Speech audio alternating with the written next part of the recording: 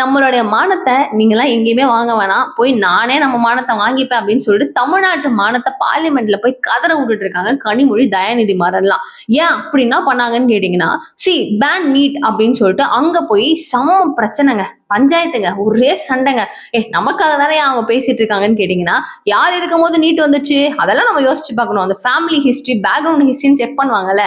அந்த மாதிரி செக் பண்ணா யாருங்கிறது தெளிவா தெரியும். பட் இப்போ அந்த விஷயம் நம்மளுக்கு தேவையில்ல. ஆனா பேன் நீட்னு சொல்லிட்டு அங்க வேகமா கத்த கத்த கத்த கடுப்பான ஆந்திரா எம்பி ஒருத்தவருங்க. அவர் யாருன்னு பாத்தீங்கன்னா, லாவு ஸ்ரீ கிருஷ்ணா தேவராயலு அப்படின்னு சொல்லப்படுற இந்த எம்பி என்ன பண்ணிட்டாரு, டபுக்குன்னு எழுந்து நின்னு அவர் இங்கிலீஷ்ல சொன்ன வாக்கியத்தை நான் தமிழ்ல உங்களுக்கு சொல்றேன். சோ நீங்க வந்து எல்லாத்தையுமே பேன் பண்ணும் சொல்லி சண்டை போட்டே இருக்கீங்க.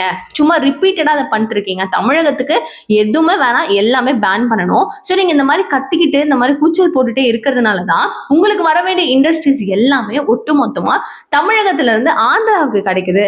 சோ ரொம்ப நன்றி, இது நீங்க மேல மேல செஞ்சுக்கிட்டே இருக்கணும் அப்படின்னு சொல்றாரு. எவ்வளோ பெரிய அவமானம், எவ்வளோ பெரிய ஒரு கேவலம். என்ன பேசுறது? இது உண்மையாவே ரியலிஸ்டிக்கா நடக்குது. நமக்கு வர வேண்டிய இன்வெஸ்டர்ஸ் எல்லாரும் ஆந்திராவுக்கு போறாங்க. நம்ம ஏன் இப்படி கோட்டை விடுறோம்? நம்ம எதுக்காக எல்லாத்தையுமே கோட்டை விட்டுட்டு இருக்கோம்? அவங்க கிட்ட அப்படி பகைச்சுக்கிட்டு நம்ம என்னத்தை சாதிக்க போறோம் அப்படிங்கறத நீங்க கமெண்ட் பாக்ஸ்ல எனக்கு சொல்லுங்க.